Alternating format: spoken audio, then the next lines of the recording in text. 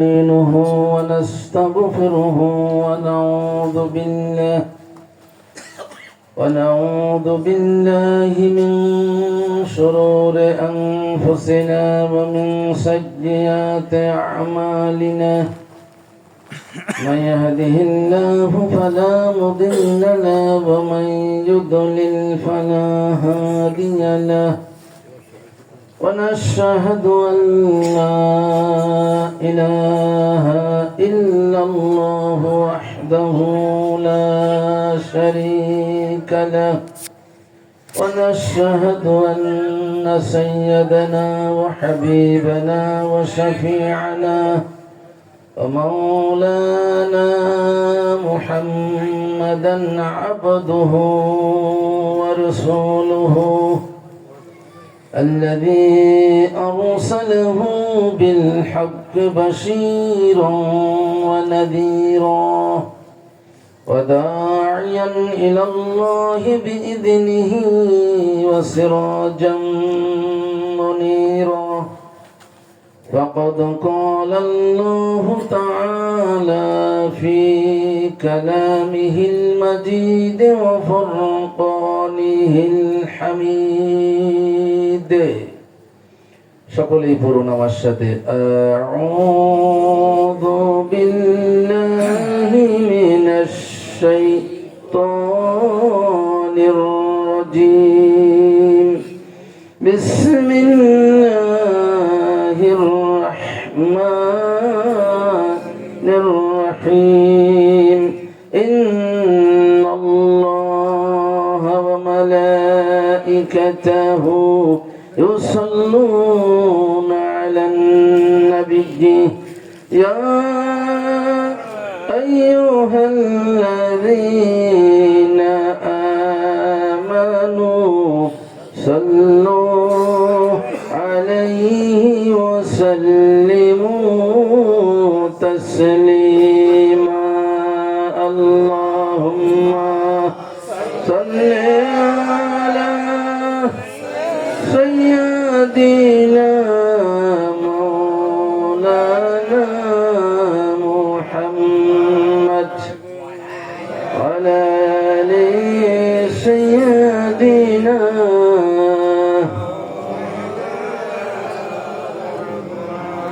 আরবের বুকে মক্কার পরে আমিনার যেথায় ঘর খোদার করুণা কৌসর হয়ে জরসে বারংবার আল্লাহুম্মা সাল্লি আলা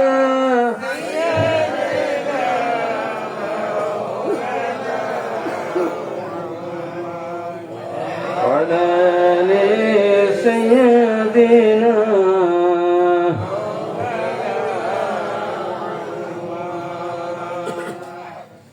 সাল্লাল্লাহু আলাইহি ওয়াসাল্লাম। চর বাজিতপুর পোস্ট ধুরাইল থানা জেলা মাদারীপুর কর্তৃক আয়োজিত মুহাম্মদিয়া দরবার শরীফের ২৭তম ২ দিন ব্যাপী এই মাহফিলের আজকের প্রথম অধিবেশনের শেষক্ষণে আমরা মনিবের দরবারে কালেমাতুশ শুকর আদায় করছি যে মনিব আমাদের সকলকে এই পবিত্র একটা নূরানি মজলিসে বসার কোরআন এবং হাদিসের আলোকে দু চারটি কথা বলা এবং শোনার তৌফিক দিলেন। সেই মনিবের দরবারে কালেমাতুশ শুকর সকলেই পড়ছি আলহামদুলিল্লাহ। আরো জোরে সোরে অন্তরের অন্তঃস্থল থেকে ভক্তি বিনা উজাড় করে দিয়ে বলি আলহামদুলিল্লাহ। আমাদের এই দরবারের ফাউন্ডার এবং বর্তমান যিনি গদিনিসীন পীর সাহেব হুজুর মোহতারাম মোকাররম মোহাম্মদ মুজিবুর রহমান হুজুর সাহেব দামাত বারাকাতুহুম আলাই হুজুর ও মঞ্চ ভূমিষ্ঠ আছেন, অত্র এলাকার ওলামায়ে হযরত আছেন, অত্র মাদ্রাসা এবং এই মসজিদের সম্মানিত ইমাম সাহেব, খতিব সাহেব, আমার আগে যারা আলোচনা করেছেন, খুলনা থেকে আগত আমাদের ভাই হযরত মাওলানা মোহাম্মদ মাসুম বিল্লাহ সাহেব, মোহাম্মদ সাইফুর রহমান জামিল সাহেব, আরো মোহাম্মদ আবু বকর সিদ্দিক সাহেব মনে হয় আলোচনা আজকে করেছেন, নাকি করেছেন যতটুকু আমি জানি। খেদমতে আছেন দরবারের ভাইরা, আমাদের রিপন ভাই আছেন, আমাদের আনিস ভাই আছেন, অন্যান্য ভাইরা যারা আছেন, অত্র এলাকার গণ্যমান্য মুরব্বিয়ানে কেরাম, কচি কাঁচা আবাল বৃদ্ধ বনিতা, পর্দার আড়ালের আমার মা ও বোনেরা, সম্মানিত উপস্থিতি, আমি আপনাদেরকে শুকরিয়া আমরা আদায় করলাম, আবারও আরেকবার শুকরিয়া আদায় করি আলহামদুলিল্লাহ। এই দ্বিতীয়বারের শুকরিয়ার কারণ হলো,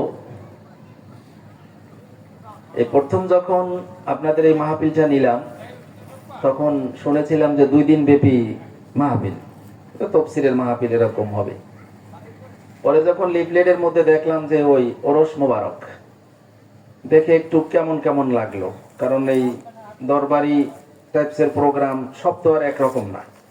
আমি কিন্তু শুকরিয়া দ্বিতীয়বার একটা আদায় করছি, এটার একটু ব্যাখ্যা দিচ্ছি। খুলনা থেকে একজন ইউটিউবার ওই আলোচনাটা রেকর্ড করার জন্য আসতে চাচ্ছিলেন আমার সাথে, পরে যে কোনো ভাবে আনা হয়নি। আলহামদুলিল্লাহ আমি খুশি যে বিভিন্ন কিছু কিছু দরবারে, সব না, কি বলছি, সব না, যেখানে একটু উল্টাপাল্টা কাজকাম হয়, শরীয়ত বিরোধী কার্যকলাপ হয়। আমি আপনাদেরকে আরেকটু পরিচয় দিই। আমি চট্টগ্রাম মেডিকেল কলেজ কেন্দ্রীয় মসজিদের একটানা 22 বছরের খতিব ইমাম ছিলাম। যেহেতু চিটাগংয়ে বড় হয়েছি, চিটাগংয়ে ছিলাম, আমার বাড়ি কিন্তু আমার এই মাদারীপুর জেলায়, মাদারীপুর জেলায়। যাক, বর্তমানে খুলনাতে আছি। একটু কেমন কেমন লাগলো আলহামদুলিল্লাহ। আফটার অল অলমোস্ট আপনাদের প্রোগ্রাম দেখে সেই যেটা সন্দিহান সংশয় ছিল সব কেটে গেছে। এক কথায় আমি খুশি। আরেকবার শুকরিয়া আদায় করি আলহামদুলিল্লাহ। যেখানে সুন্নাতের পরিপন্থী কোনো কিছু আমি দেখতে পাই নাই, আলহামদুলিল্লাহ। এখন আমাদের আলোচনা শুরু করা যাক। বেশি লম্বা চূড়া কথা না, এই একটা মাহফিল করতে কয়েক লক্ষ টাকা খরচ হয়, হয় না ভাই? আপনারা আসেন, খাবার দাবারেরও ব্যবস্থা হয়। একটা প্রোগ্রাম অ্যারেঞ্জমেন্ট করার জন্য অনেক আগ থেকে, আমার থেকে তো মনে হয় রিপন ভাই যেটা নিচ্ছে, যে আমাদের ইমাম সাহেব, আমাদের দিন ইসলাম ভাই, ওনার মাধ্যমে, তাও মনে হয় আনুমানিক 4 মাসের মতো হবে আগে, না আনুমানিক এরকম হবে না? এরকম হবে। যাক, আমার যেটা বলতেছিলাম যে একটা প্রোগ্রাম অ্যারেঞ্জমেন্ট করতে কয়েক লক্ষ টাকার প্রয়োজন। সেই প্রোগ্রামটা করে যদি আমাদের যে বেনামাজি ছিল সে যদি কালকেও বেনামাজি থাকে, যার ভিতরে যে সমস্যা ছিল সে যদি ওই সমস্যা নিয়েই চলে, তাহলে আমাদের তো ফায়দা হলো না। আজকেই মাহফিল হলো, কালকে যদি আপনাদের ভিতরে কিছুটা পরিবর্তন আসে, যে বেনামাজি সে যদি মসজিদমুখী হয়, সে যদি নামাজি হয়, যার ভিতরে সমস্যা যেগুলো ছিল ওগুলো যদি পরিবর্তন হয়, তাহলে আলহামদুলিল্লাহ আমরা সবাই সাকসেস, তাই না? আলহামদুলিল্লাহ। তাহলে আমরা, একটা হলো আওয়াজ আর একটা হলো ওয়াজ। খালি আওয়াজ আপনাদের কিছু শিখতে হবে। আর আমি তো আল্লাহ পাক যদি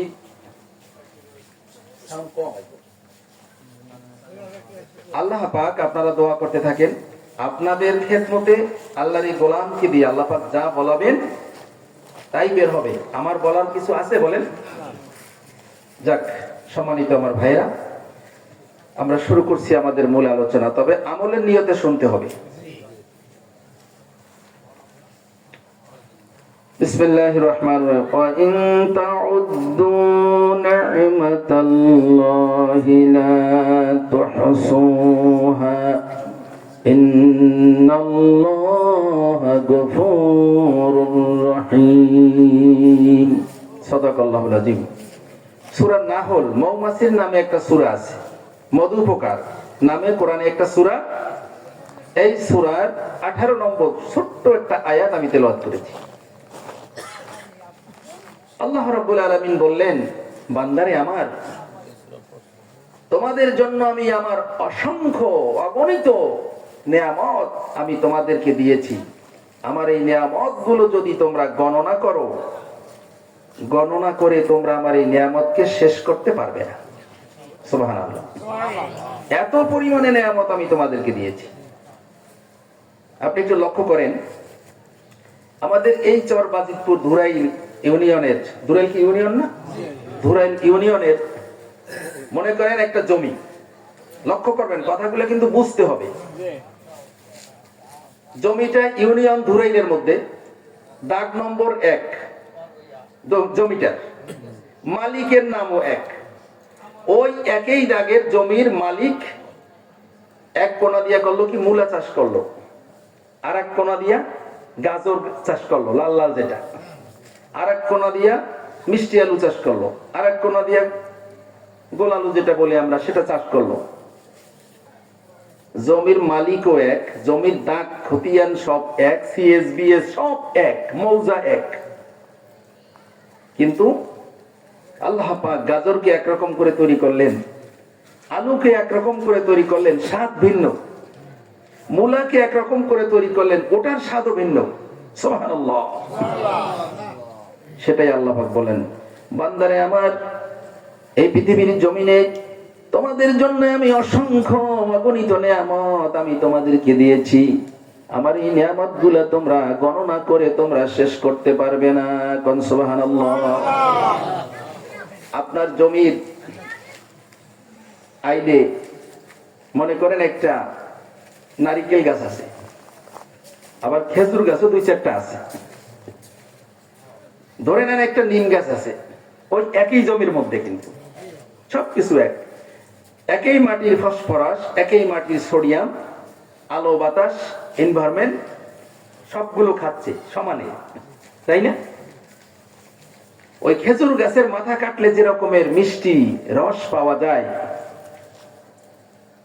ওই নিম গাছের মাথা তো দূরের কথা, পুরা নিম গাছটাকে যদি ব্লেন্ডার করে যদি চূড়ানো হয়, ওই খেজুরের রস যে রকমের মিষ্টি, যে রকমের সুপানীয়, ওরকমের কি এক ফোঁটাও পাওয়া যাবে? নিম গাছের 14 হাত নিচে খুঁজলেও কি পাওয়া যাবে? আল্লাহ পাক আমাদেরকে চোখে আঙ্গুল দিয়ে ধরাইয়া ধরাইয়া দিলেন। আল্লাহ রাব্বুল আলামিন বললেন, এই যে তোমাদের খেজুর গাছের দিকে লক্ষ্য করো, খেজুর গাছের মাথা কাটলে যে রকমের সুমিষ্টিও পানীয় পাওয়া যাবে, তাও আবার শীতকালে, অন্য সময় কাটলে না। ওই একই খেজুর গাছের নিচে দিয়া যদি তুমি 14 হাত পর্যন্ত নিচে যদি তুমি খুঁজতে থাকো, এক ফোঁটা ওই রকমের মিষ্টি পানি পাওয়া যাবে না। সুবহানাল্লাহ। আল্লাহকে একটু চেনো। আপনি লক্ষ্য করেন, একই পানি, পানি গরম পানির মধ্যে যদি আলু দেন, আলু নরম হয় না, সিদ্ধ হয় না? আবার সেই একই গরম পানির ভিতরে যখন আপনি ডিম সিদ্ধ দিলেন, ডিমটা কি হয়? শক্ত হয় না? একই গরম পানির মধ্যে ডিম দিলেন, ডিম হয়ে গেল শক্ত। অথচ ডিম কিন্তু হাতের থেকে পড়া মাত্র শেষ। আর আলু হাতের থেকে পড়লে বা আলুকে পাঁচড়াইলেও কি আলু শেষ হবে না। সেই একই পানির মধ্যে, গরম পানির মধ্যে আলু দিলেন, আলু নরম হয়ে গেল। আর ডিমকে ছেড়ে দিলেন, ডিম শক্ত হয়ে গেল। কে বানালো? আল্লাহ পাক বানালো। আমার আল্লাহ পাক আমাদেরকে বোঝানোর জন্য বলল, বান্দারে আমার দেখ, অসংখ্য নিয়ামত, অনেক নিদর্শন তো আমার আছে, এগুলো যদি তোদের চোখে ধরা না পড়ে, আফি আনফুসিকুম আফালা তুবসিরুন, বান্দারে তোমার ভিতরে আমার অসংখ্য নিদর্শনাবলী আছে। সারা পৃথিবীর এই নিদর্শন যদি তুমি, দুনিয়ার নিদর্শন যদি তোমার চোখে ধরা নাও পড়ে, তোমাকে যে আমি কত সুন্দর সিস্টেম করে বানালাম, এই 3.5 হাত বডি একটা মানুষ বানালাম, তোমার ভিতরে আমার অসংখ্য নিদর্শন আছে, তুমি একটু অনুধাবন করো। আল্লাহু আকবার। এই পুরা মানব শরীর একটা আশ্চর্য মেশিন, আশ্চর্য মেশিন। আপনি দেখেন আমাদের মাথার উপরে কি আছে? চুল। এই একই চুল চোখের উপরে আসলো, নাম হয়ে গেল কি? পিসি। আবার একটু নিচে নামলে গোপ, মোষ। তারপরে ঠোঁটের নিচে নামলে দাড়ি। একই, কিন্তু গায়ের মধ্যেও আছে পশম আর কি, লোম, তাই না? আল্লাহ পাক আমাদেরকে বোঝার জন্য, যেই চুল মাথার উপরে আছে, আল্লাহ পাক যদি হুকুম করতেন যে চুলের সাথে পাল্লা দিয়ে দিলাম, চোখের ভুরু, চোখের পিছি পাল্লা দিয়ে দাও চুলের সাথে, চুল যে রকমের বাড়ে চোখের পিছিও বাড়ো সমানে, আমরা চোখে দেখতাম? কথা বোঝেন নাই? এই পিছি যদি বাড়তো চুলের মতো, তাহলে চুলে চোখের সামনে দিয়ে পড়ে যেত, ঝুলে পড়ে যেত। সমস্যা হতো কি হতো না? বলতে পারেন যে হুজুর, আমরা যেরকম চুলকে কাটাই এটাকেও কাটতাম। সেটা আপনার চাইতে আমার চাইতে আল্লাহ পাক অনেক অনেক ভালো বোঝে, তাই না? আল্লাহ চিন্তা করেছেন, বান্দারে আমার, তুমি নাপিতের দোকানে যে চুল কাটাও 1 মাস 2 মাস পর পর, তোমার মাথার ব্যাসার্ধ পরিধি এই চোখের তুলনায় অনেক অনেক গুণ বড়, তাই না? নাপিতের কেচির একটু খোসা লাগলে মাথার মধ্যে সমস্যা হবে না, কিন্তু এই চোখের এই পিছে যদি বড় করে দেয় আর যদি একটু কাটতে যাও, একদিন না একদিন একটা খোসা লাগে, তোমার স্থায়ী চোখটা নষ্ট হয়ে যাবে। করছেন সেরকম? আচ্ছা একটু লক্ষ্য করেন তো, এখানে দিলেন মোষ,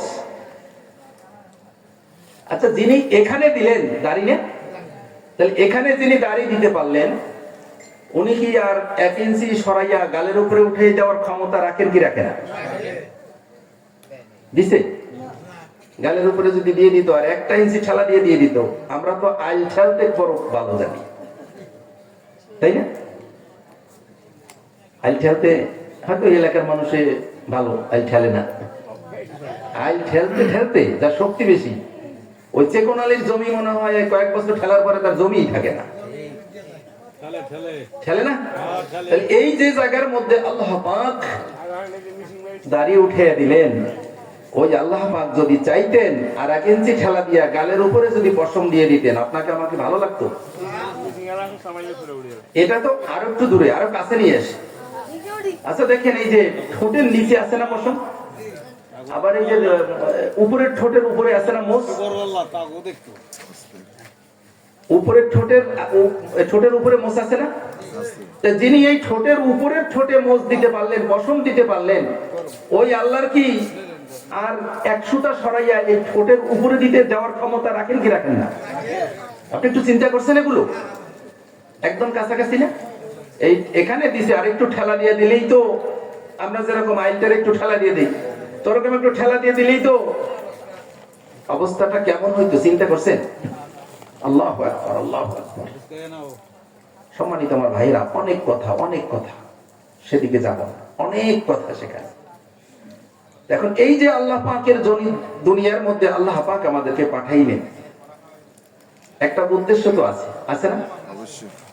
যদি এটাই হয় মানুষের উদ্দেশ্য দুনিয়ায় আসার, অধিকাংশ মানুষ মনে করে তাই। লক্ষ্য করবেন, খানা আর একটা হলো পায়খানা, পেশাব পায়খানা, 2টা। খানা আর একটা কি বললাম?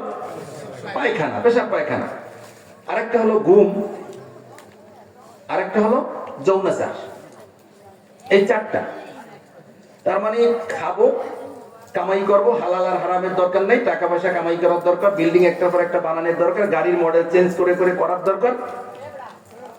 খানা, পায়খানা পেশাব করব, তারপরে শান্তি করে আরাম করে ঘুমাবো, এসি অনেক সুন্দর সুন্দর বালাখানা তৈরি করে, নিজের যৌনাচার করার জন্য সুন্দরী রূপসী নারী বিয়ে করব। কয়টা হলো? 4টে না? অধিকাংশ মানুষের চিন্তা ভাবনা, টেন্ডেন্সি কিন্তু এটাই, তাই না ভাই? এই চারটা, এগুলোই যদি হয় আমাদের এই পৃথিবীতে দুনিয়াতে পাঠানোর, এটাই যদি হয়, তাহলে আমাদের সাথে আর এই কুকুর বিড়ালের সাথে আর পার্থক্য কি হইল? কুকুর বিড়ালও তো খায়, কুত্তা বিলিতে খায় না? কুত্তা বিলিতে পায়খানা করে না? কুত্তা বিলিতে ওই ঘুমায় না? কুত্তা বিলিতে যৌনাচার করে না? যৌনাচার না করলে এক একটা কুকুরের 5টা 7টা বাচ্চা কেমনে হয়? হয় কি হয়? হয় না? বিড়ালের 4-5টা বাচ্চা হয় না? কুকুরের 4-5টা 7টা 9টা হয় না? তাহলে এই চারটাই যদি উদ্দেশ্য হয়, আমরা মানুষও যদি এই চারটাই করি, এই চারটা তো কুকুরও করে, বিড়ালেও করে, বন জঙ্গলের প্রাণীরাও করে, করে না? তাহলে কি বোঝা গেল? আমাদের মধ্যে একটু পার্থক্য থাকা দরকার, দরকার না ভাই? আমার আল্লাহ পাক বলেছেন কোরআনে, ওয়ামা খালাকাতুল জিন্না ওয়াল ইনসা ইল্লা লিয়াবুদুন, আমি মানুষ এবং জিনকে সৃষ্টি করেছি আমার ইবাদতের জন্য। এই কথা আপনারা সবাই জানেন, শুধু এখানেই শেষ না। আল্লাহ পাক বলেছেন, কুনতুম খায়রা উম্মাতিন উখরিজাত লিন-নাস তা'মুরুনা বিল মা'রুফি ওয়া তানহাউনা আনিল মুনকার ওয়া তু'মিনুনা বিল্লাহ, তোমরা উত্তম উম্মত, উৎকৃষ্ট জাতি, তোমাদেরকে আমি সৃষ্টি করেছি মানবতার কল্যাণের জন্য। সুবহানাল্লাহ। আমাদেরকে সৃষ্টি করছে কি জন্য? মানুষের কল্যাণের জন্য। সুবহানাল্লাহ। মানুষের উপকার করার জন্য, মানুষের কল্যাণ হয় সে রকমের কাজ করার জন্য, সমাজের কল্যাণ, দেশের কল্যাণ, মানবতার কল্যাণ। আর জিম্মাদারি দিয়ে দিলেন, তা'মুরুনা বিল মা'রুফ ওয়া তানহাউনা আনিল মুনকার, তোমরা সৎ কাজের আদেশ করবে, অসৎ কাজের নিষেধ করবে। ওয়া তু'মিনুনা বিল্লাহ, আল্লাহর উপর ঈমান আনবে। আমার এই কথাগুলো কি আপনারা বুঝতে পারেন? বেশি সুতাল দিলে কথা বোঝা যায় না, কিছু কথা বোঝা দরকার। কি বলেন? এত লক্ষ টাকা খরচ হইলো, কিছু পরিবর্তন না হলে তো এর কোনো ফায়দা হইল না। সম্মানিত আমার ভাইরা, তাহলে বোঝা গেল যে আমরা দুনিয়াতে আসছি, আমাদের একটা জিম্মাদারি আছে, দায়িত্ব আছে, আছে না? এখন আমরা মনে করি অনেকেই যে আমার সন্তানটা যদি আব্দুল কাদের জিলানী হয়ে যেত, মনে করে না? হুজুর আমার পোলার জন্য দোয়া করেন, আমার মাইয়েরা যাতে মনে মনে, আমার মাইয়েরা যদি রাবিয়া বস্ত্র হয়ে যেত, আমার ছেলেটা যদি হযরত হাসান বসরি রাহমাতুল্লাহ আলাইহি হয়ে যেত, হযরত আব্দুল কাদের জিলানী আলাইহি রাহমাহ হয়ে যেত। আচ্ছা, আপনি যাবেন ঢাকা, আপনি ঢাকার বাসে, ঢাকার ট্রেনে উঠতে হবে, তাই না? আপনি যদি চট্টগ্রামের বাস বা ট্রেনে উঠে বসে থাকেন, আপনাকে কি ঢাকা নিবে? কারণ আপনি লাইন চ্যুত, উল্টা পথে আছে। আপনার ছেলে, আমার ছেলে, আমার মেয়ে, আপনার মেয়ে আব্দুল কাদের জিলানী রাহমাতুল্লাহ আলাইহির মতো বড় বিশ্বাস হুজুরের মতো আল্লাহর ওলি হোক, এটা তো সবাই চায়, তাই না? কিন্তু হযরত আব্দুল কাদের জিলানী রাহমাতুল্লাহ আলাইহি কোন বাবার সন্তান, কোন মায়ের সন্তান, সেটা কি একটু ভেবে দেখেছেন? চিন্তা করেছেন? আপনারা জানেন ওনার আব্বার নাম কি? ওই চাচাই মাত্র বলছে, আবু সালে মুসা জঙ্গি বলতো, তাই না? জঙ্গি বলতে আবার আপনারা এই যে জঙ্গি উল্টাপাল্টা কাম করে, সেই জঙ্গি, এই জঙ্গি না, কথা বুঝতেছেন? আবু সালে মুসা জঙ্গি রাহমাতুল্লাহ আলাইহি। মায়ের নাম কি? উম্মুল খায়ের মা ফাতেমা। আর নানা জানো ছিল সেরকমের এক আল্লাহর ওলি, আব্দুল্লাহ সাউমি আলাইহি রহমান।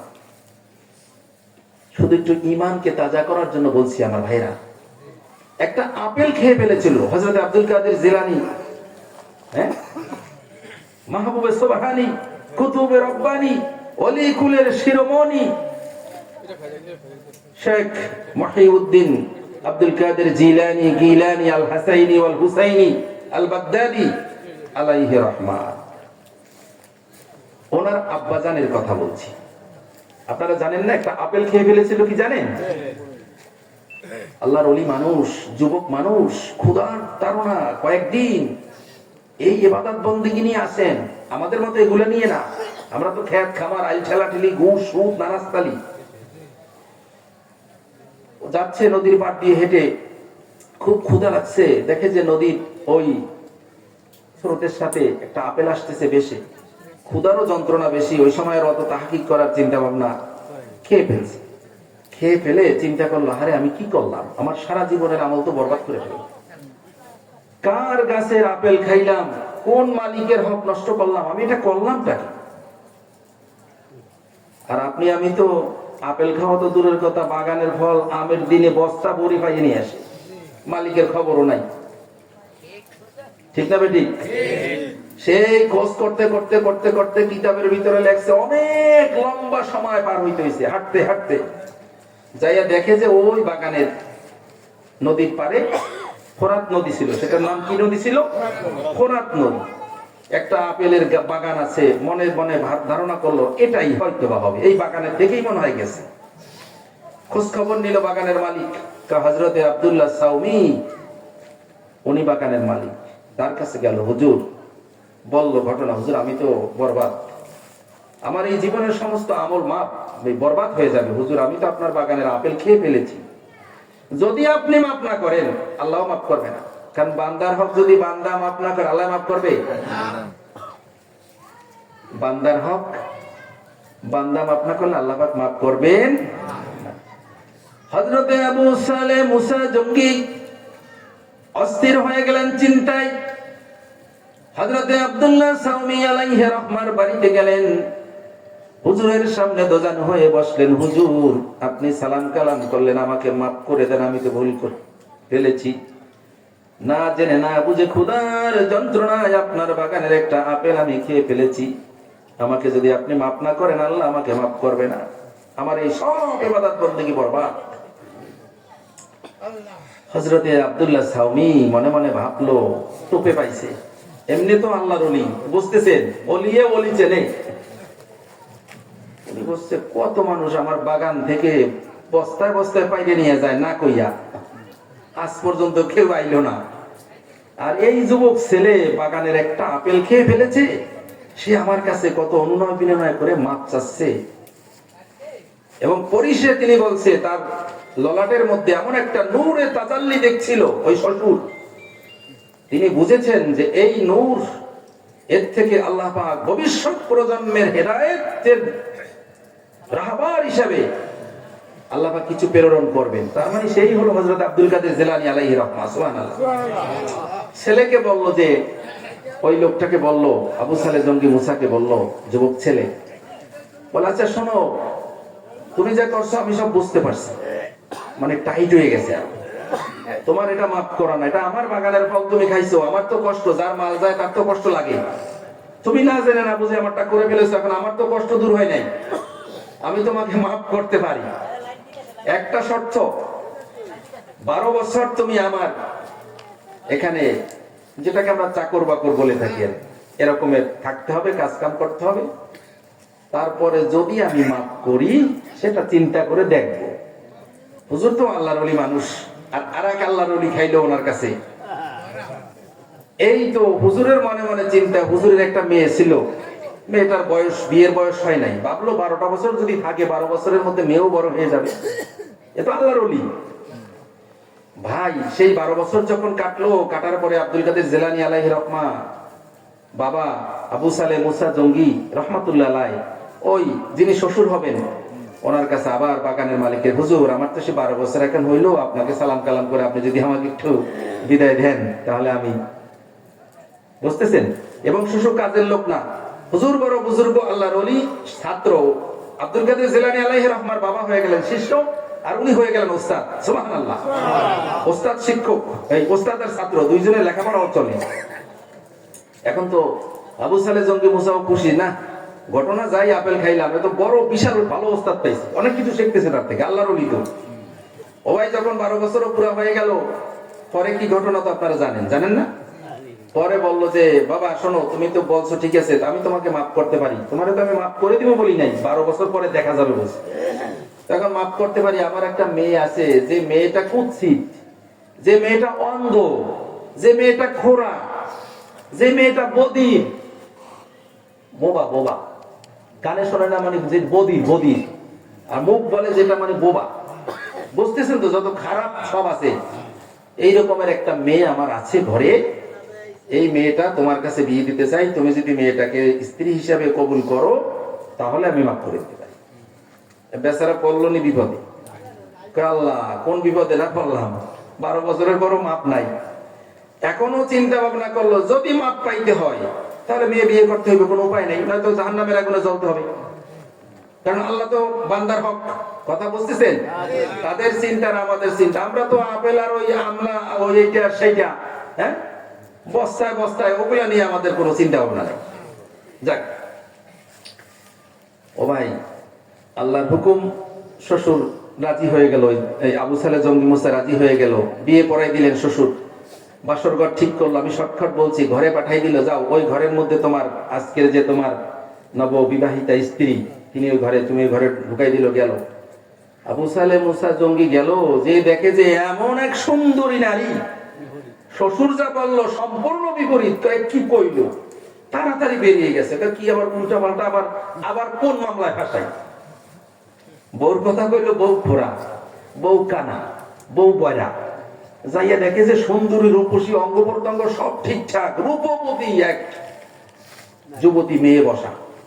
ভাবলো যে এই তো আর এক মামলায় ফাঁসাই, মানে আবার অবস্থা তো খারাপ, এটা তো আমার বউ না। শ্বশুর যা বললো তাড়াতাড়ি দৌড় মেরে বাইরে চলে আসছে। শ্বশুর ওই দরজায় পাশেই ছিল। শ্বশুর বুঝছে যে ঘটনা তো এরকম ঘটেইনি, হাত ধরে নিয়ে গেছে, বাবা এটাই তোমার স্ত্রী। আল্লাহু আকবার কর।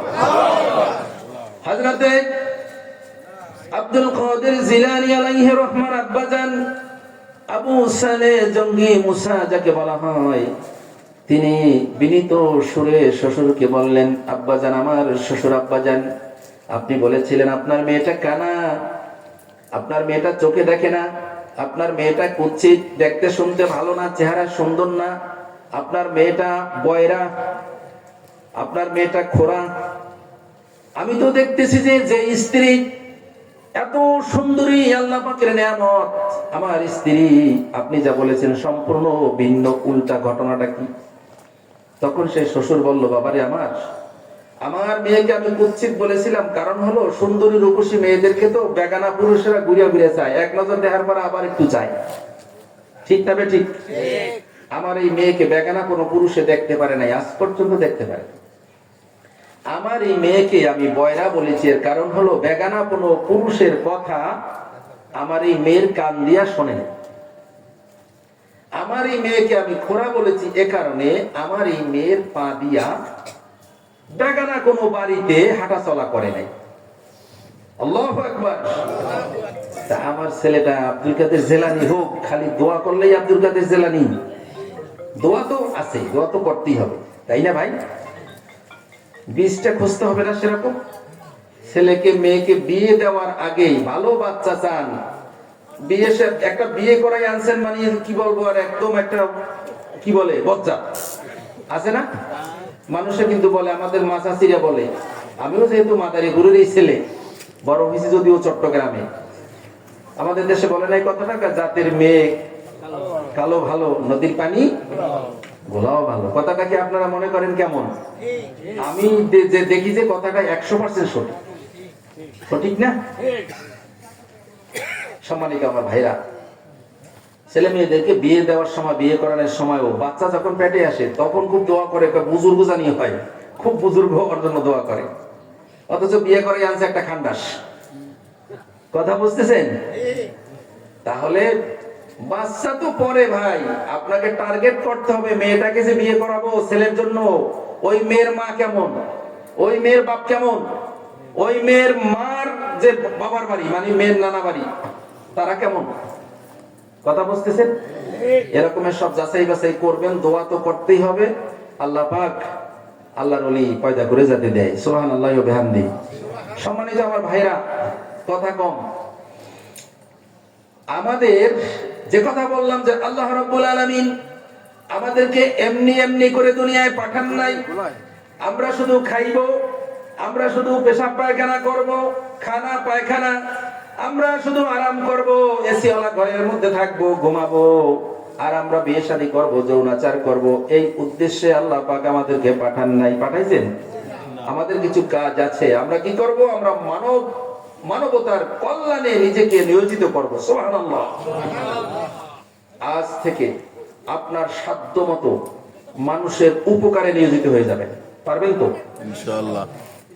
যতদূর পারেন মানুষের উপকার করবেন আপনার কথা দ্বারা, আপনার হাত দ্বারা, আপনার কিছু দ্বারা, যাতে মানুষের কোনো ক্ষতি না হয়। পারবো না? সম্মানিত আমার ভাইরা, কোরআন আল কারীমের ভিতরে একটা আয়াত আসছে, মা ইয়ালফিদু মিন কওলিন ইল্লা লাদাইহি ওয়া হুয়া রাকীবুন আতীদ। মা ইয়ালফিদু মিন কওলিন ইল্লা লাদাইহি ওয়া হুয়া রাকীবুন আতীদ। আল্লাহ পাক বলতেছে যে এই তোমাদের মানুষের জবান থেকে যে কথাগুলো বের হয়, একটা শব্দ নাই, একটা অর্থ নাই, একটা লব্ধ নাই, একটা এমন কিছু নাই যার ডকুমেন্ট যা আমার আল্লাহর কাছে রেকর্ড করা নাই। আল্লাহু আকবার। কি বুঝলেন? আমরা যা বলি, হাসি মশকারি করি, কত কথা বলি না, নিজের স্ত্রীর কতজনের কত কথা বলে না, আপনি যা কিছু বলেন, সুবহানাল্লাহ যেরকমের রেকর্ড হইতেছে, আলহামদুলিল্লাহ যেরকমের রেকর্ড হইতেছে, নামাজ পড়তেছেন যেরকমের রেকর্ড হইতেছে, ওই যে যারা একটা গালি দিয়েছেন ওইটাও রেকর্ড হয়েছে, ওই যে কোন জায়গায় কারে কি করছি সেটাও রেকর্ড হয়েছে। কথা বুঝতেছেন? বউরে যা কয় যে না বউ তো আমার বউ, হ্যাঁ যা খুশি তা পরের মাইয়া পাইছি আর কি, ওটা মনে হয় রেকর্ড হয় না? না, এখানে তো কোনো বাদ নাই। আল্লাহ পাক বলতেছেন সবকিছু রেকর্ড হয়। ছোট্ট একটা কথা শোনেন, এই আমাদের কাছে বরিশালের একজন সুফি কমর উদ্দিন এক আল্লাহর ওলি ছিল। সুফি কমর উদ্দিন আল্লাহ পাকের ইবাদত বন্দেগীর মধ্যে মশগুল থাকতেন। জামাই আসছে বাড়িতে, সুফি সাহেব হইলে কি একটু ঘর সংসার তো করা লাগে, মেয়ে ছেলে মেয়ে নাতিপুতি আছে না। সুফি সাহেবের স্ত্রী বলতেছে, সুফি সাহেব জামাই আসছে, নতুন জামাই, একটু বাজারে যান, একটা ইলিশ মাছ নিয়ে আসেন। সুফি সাহেব বাজারে গেল। সুফি সাহেব মানুষ, জিকির করতে করতে সুবহানাল্লাহ, আলহামদুলিল্লাহ, লা ইলাহা ইল্লাল্লাহ, আল্লাহু আকবার তাসবিহ করে, জিকির করে। করতে করতে নদীর পাড়ে বাজার গেল। মাছওয়ালারা দেখে বলে, সুফি সাহেব আপনি তো বাজারে টাজারে বেশি একটা আসেন না, কি কারণে আজকে আসলেন? বলে, আরে কইও না, নতুন জামাই আসছে, একটা ইলিশ মাছ কিনতে আসছি। এই তোরা কেউ মাছ দিবি না, সুফি সাহেবের থেকে বেশি দাম নেওয়া যাবে না। সুফি সাহেব মানুষ, আল্লাহর ওলি, হুজুরকে আজকে আমি একটা মাছ দেব, মাছটা বড় পদের একটা ইলিশ মাছ দিয়ে, হুজুর 2 আনা দেন, তাই আর চলবে। এটা 80 দশকের ঘটনা, 1980 সালের দিকের কথা। কথা বুঝতেছেন? 2 আনা দিয়ে একটা ইলিশ মাছ দিল। ওই জামানায় 2 আনা দিয়ে বড় ইলিশ পাওয়া গেছে কি যায় নাই? গেছে না? আপনারা কেনেন নাই? 1 আনা দিয়ে ইলিশ মাছ কেনেন নাই? যাক, 2 আনা দিয়া বড় একটা ইলিশ মাছ দিছে। সুফি সাহেব সুন্দর ইলিশ মাছটা লইয়া বাড়িতে যাচ্ছে, আর সুবহানাল্লাহ সুবহানাল্লাহ সুবহানাল্লাহ, ইলিশ মাছ। এখন তো আমাদের দেশে মানুষের একটা স্বভাবসুলভ আচরণ, বাজার থেকে বড় মাছ নিয়ে গেলে, ও ভাই অমুকের বাপ মাছটা কত, জিগায় কি জিগায় না? ও ভাই গরুটার দাম কত, জিগায় কি জিগায় না? বড় গরু নিয়ে গেলে জিগায়, মাছ নিয়ে গেলে জিগায়, এ জিগায়, সব জিনিসের জিগায় না। এখন সুফি শব্দটা বিপদে পড়লো, কোন ঝামেলায় পড়লাম। সুবহানাল্লাহ সুবহানাল্লাহ কতটুকু জিকির করি, আবার কতটুকু পর কইতে হয় 2 আনা। সুফি সাহেব মাছ কত, সুবহানাল্লাহ সুবহানাল্লাহ জিকির করে, মাছ কত, কয় 2 আনা। সুবহানাল্লাহ সুবহানাল্লাহ 2 আনা, সুবহানাল্লাহ সুবহানাল্লাহ 2 আনা। বুঝছেন কি কইলাম? সুফি সাহেব তো ভালো একটা ঝামেলা, বরবাদ, তো আমল বরবাদের কায়দার মধ্যে পড়ে গেলাম। একটা ইবাদত করতেছি, আল্লাহ পাক যদি আমারে সেই হাসরের ময়দানে জিগায়, কোরআন আল কারীমের ওই আয়াতটা, যে আয়াতটাই মাত্র পড়লাম, মা ইয়ালফিদু মিন কওলিন ইল্লা লাদাইহি রাকীবুন আতীদ। আল্লাহ পাক যদি জিজ্ঞেস করে, আল্লাহ তো কোরআনে বলেছেন, বনি আদমের মুখ থেকে এমন কোন শব্দ বের হয় না যার দলিল প্রমাণ, যার রেকর্ড আমি আল্লাহর কাছে নাই। তার মানে সব কিছু আমি আল্লাহ রেকর্ড করে রেখেছি। কোন সুবহানাল্লাহ। আল্লাহ পাক যদি সেই হাসরের ময়দানে যদি আমাকে জিজ্ঞাসা করে, ও সুফি কমর উদ্দিন, তুমি ইলিশ মাছ নিয়ে আসতেছিলা আর আমার জিকির করতেছিলা, সুবহানাল্লাহ সুবহানাল্লাহ, আমার জিকিরের ভিতরে আবার 2 আনা ঢুকলো কেমনে কইয়া? ওই যে সুবহানাল্লাহ 2 আনা, মাছের দাম কত? 2 আনা। আমি আল্লাহর কাছে কি জবাব দেব? সুফি সাহেবের মাথায় পাগড়ি ছিল, মাথার থেকে কালো পাগড়িটা খুলে মাছের তো বোঝে নেই, নাড়ারাড়ি যেরকম বাঁধে, এককালে কুড়ারাড়ির মতো খুব বাঁধছে। বড় পাগড়ি বান্ডিয়া সান্ডিয়া এখন বগলের তলে রয়েছে। এখন একটু আড়ালে গেছে না মাছ, কালো পাগড়ি দিয়ে বাঁধছে। এখন আর কি ওই মাছের কথা, মাছ তো আর কেউ দেখতেছে না। সুবহানাল্লাহ সুবহানাল্লাহ করতে করতে বাড়ি গেছে, যাইয়া ওই দরজার ওই পাশে যাইয়া ওই পাগড়িটা রাখছে। বউ দেখে কয় দাও সুবি সাহেবের কাম। সুবি সাহেবের পাঠাইলাম একটা মাছ আনতে, জামাই এসে সুবি সাহেব মাছটা ছাড়াই চলে আসছে। কারে না মাছ আনছি, ওই ওই যে ওই যে মা ওটা তো পাগড়ি হয়, ওটা দিয়ে কি আপনি এ করছেন কি, পাগড়ি দিয়ে না মাছ পেঁচাইছেন, আপনি ওটা দিয়ে নামাজ দিয়ে পড়বেন না। কারে শোনো, আমি একটা বিপদে পড়ছিলাম। কি বিপদে পড়ছেন? সুবি সাহেব মানুষ আবার কি বিপদ? বিপদ হইলো মাছটা দিছে মানুষে কম দামে 2 আনা, মাছটার সাইজও বরং সবাই খালি যে মানুষ দেখে জিগায় সুবি সাহেব মাছ কত। আমি কই সুবহানাল্লাহ সুবহানাল্লাহ, কত রূপার আমার কইতে হয় 2 আনা, সুবহানাল্লাহ 2 আনা, সুবহানাল্লাহ 2 আনা। আমারে যদি আল্লাহ হাসরের ময়দানে ধরে, ও কমরউদ্দিন আমার জিকিরের মধ্যে তুই 2 আনা যোগ করলি কেমনে করে, তোকে এই পাওয়ারটা কে দিল, আমি কি জবাব দিব? তাই আমি মানুষের এটাকে আড়াল করার জন্য পাগড়ি দিয়ে আমার মাছটাকে বাঁধছি। পাগড়ি তো সাবান দিয়ে ধুইলে তো আর না পাক না, মাছ তো আর না পাক না, ধুইলেই তো গন্ধ চলে যাবে, পাক হয়ে গেল, তাই না ভাই? এই কথাটা বললাম মানে কি, আল্লাহর ওলিদের চিন্তা ভাবনাটা দেখছেন আর আমাদের চিন্তা ভাবনা। আমরা তো কতটুকু কোরআন শরীফ পড়ি, এর মধ্যে কতটুকু আবার মোবাইল এলে কথা কতটুকু আবার একটু পড়ি, আর একজনে ডাক দে কতটুকু পড়ি, আবার ওই মুরগি দাওয়াই। আর যদি এর বিরুদ্ধে কেউ কিছু কয় তাহলে তো আর কথাই নেই। কোরআন শরীফ থুইয়া লাভ দিয়ে উঠতে যা করা তা। তাহলে যে আয়াত খান বললাম, মা ইয়ালফিদু মিন কওলিন ইল্লা লাদাইহি রাকীবুন আতীদ, হাফেজ সাহেব আছে সামনে। বনি আদমের এমন কোন কথা নাই যা আমি আল্লাহর কাছে রেকর্ড করা হয়। আল্লাহু আকবার। আল্লাহ রাসূল সাল্লাল্লাহু আলাইহি সাল্লামের কাছে এক সাহাবী যে জিজ্ঞেস করলো, ইয়া রাসূলুল্লাহ কোন জিনিসটার সম্পর্কে আমি বেশি সচেতন থাকবো, সাবধান থাকবো? আল্লাহর নবী সাহাবীরে বললো, আমার সাহাবী শোনো, এই হাদা জিহ্বা, নিজের জিহ্বাটাকে একটু ধরে, হুজুর জিহ্বাটা ধরে বললো হাদা, এই জিহ্বা থেকে বেশি সাবধানে থাকবা। তারপরে বললো যে হুজুর জিহ্বা থেকে বেশি সাবধানে থাকবো তার মানে কি? কথা কম বলবা, কথা কম বলবা। তো হুজুরের থেকে বেশি সাবধানে থাকার উপায় কি? কয় শোনো, এই যে জিহ্বার কথা বলছি, যে কেন 2টা জিনিস থেকে মানুষ বেশি অপরাধ করে। একটা হলো জিহ্বা মানে মুখ, আর একটা হলো লজ্জাস্থান। আল্লাহর নবী বলেছেন, মা ইউদমিনু লিমা বাইনা লিসানিহি ওয়া মা বাইনা রিজলাইহি আদমানু লাহুল জান্নাহ। বুখারীর হাদিস, রাওয়াহুল বুখারী। যে ব্যক্তি তার জবানের হেফাজত করতে পারলো আর তার লজ্জাস্থানের হেফাজত করতে পারলো, ওকে হাত ধরে আমি গ্যারান্টার হয়ে জান্নাতের আমি জামিন হয়ে গেলাম। সুবহানাল্লাহ। কথা বুঝতেছেন? কথা চার দোকানে যাইয়া যা বলা লাগে তাও বলি, যা বলা লাগে না তাও বলি। বলি কি বলি না?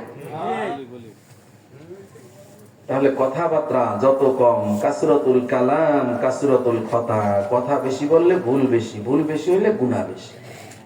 বলেছিলাম 2-4টা কথা হলো ঘরে নিয়ে যাইতে হবে, যাতে এই দরবার শরীফের মাহফিলে এই এখানেই যাতে না থাকে, ঘর পর্যন্ত যায়, এবং আমল করতে হবে। তাহলে একটা জিনিস কি পাইলাম? কি পাইলাম?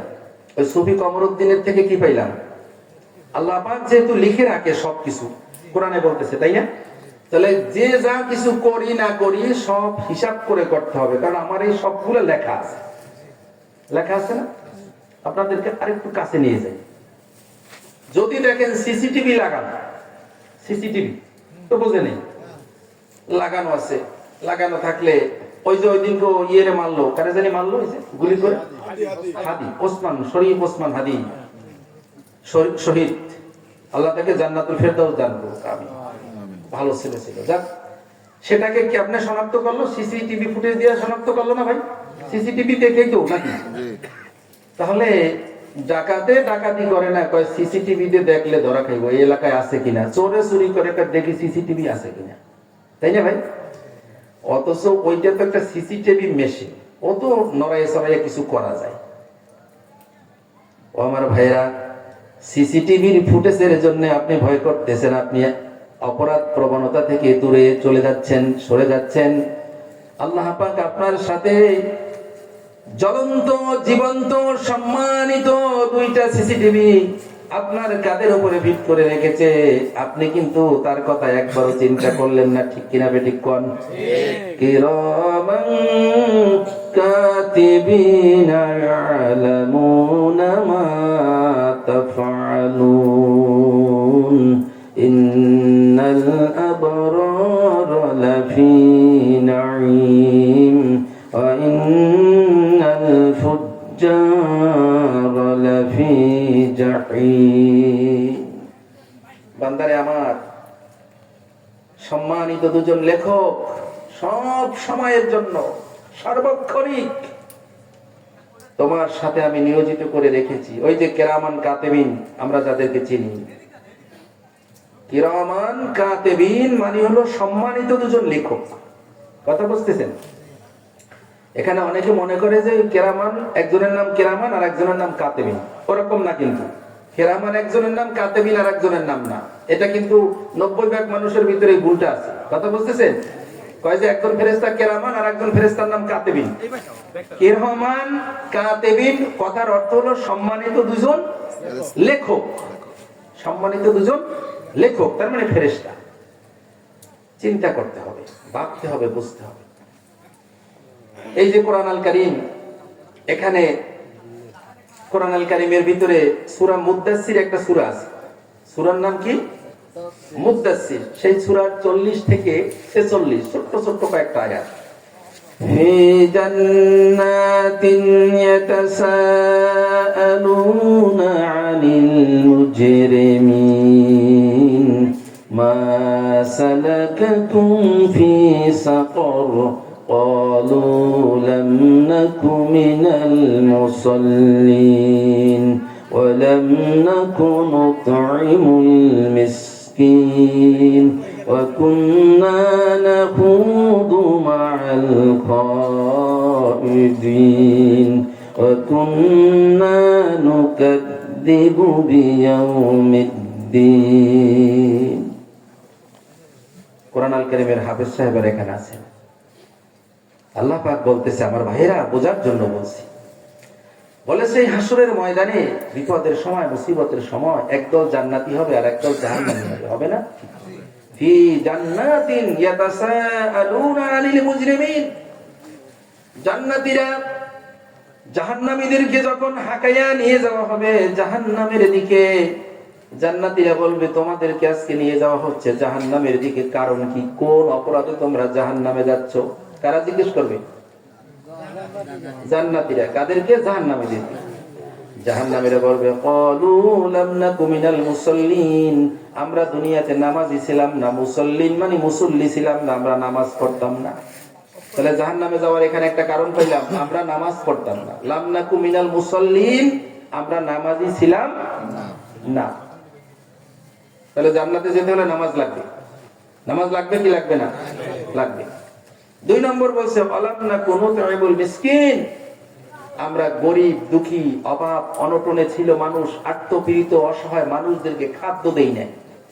খাবার চাইলে দিতে পারতাম, আল্লাহ টাকা পয়সা দিছিল, যাই দিছিল, চাইলে গরিব দুঃখীকে সহযোগিতা করতে পারতাম, খানা খাওয়াইতে পারতাম। অসহায় মানুষ, এই দেখেন এই শীতের সময় অনেক মানুষ আছে যাকে 500 টাকা 200 টাকা দিয়া একটা কম্বল কিনে গায়ে দেওয়ার মতন অ্যাবিলিটি নাই। এরকম আর গরিব মানুষও আছে না অনেকে? অথচ ব্যাংকের মধ্যে পয়সাওয়ালাদের কোটি কোটি টাকা ব্যাংক ব্যালেন্স করা আছে কি নাই? তাহলে এগুলো দিবেন। 3 নম্বর বলল, কুন্না নাখুদু মাল খায়িদিন, আমরা জাহান্নামে যাচ্ছি তার আরেকটা কারণ হলো আমরা মানুষের গীবত শিকায়েত করতাম। কি করত? বদনাম করত, গীবত করত, একজনেরটা আরেকজনের লাগাইতো, পেঁচ লাগাইতো। আছে কি নাই? আমাকে মাদার উপর মনে একটু কম আছে না? তাহলে এই আমাদের হিন্দিও যাক। তাহলে শোনেন, 2 জন বন্ধু, আপনার সারা জীবনের বন্ধু, ভাই একটু কাটা কাটা বলি, বুঝতে সহজ, চিল্লাপাল্লা করলে বোঝা যায়। এই সারা জীবনের বন্ধু, ছোটবেলা থেকে একসাথে পড়াশোনা করছে, খুব ক্লোজ ফ্রেন্ড আছে না এরকম? দেখা গেল ওই আরেকজনের ফরওয়েটিং এ চান্স, সুযোগের অপেক্ষা রয়েছে। এই দুইটা লোকের মধ্যে কতজনের মধ্যে দিলাম বাজাইয়া, এই দুইটা লোকের ফাঁক করতে পারলাম না। নিজের টার্গেট নেয় কেমনে এই দুইজনের মধ্যে একটু ফাঁক করা যাইব, আছে কি নাই? এমন এক মেশিন ফিট করে রাখছে গুগুর ফাঁদের মতো, যাইয়া লাগাই দিছে। তোমার এত বন্ধু এত কি করছে জানবার জন্য অমুক জায়গার ভিতরে আমি তো ছিলাম, হয়তো আমার দেখে নাই, এই ঘটনা তোমার বিরুদ্ধে এমনি এমনি কয়।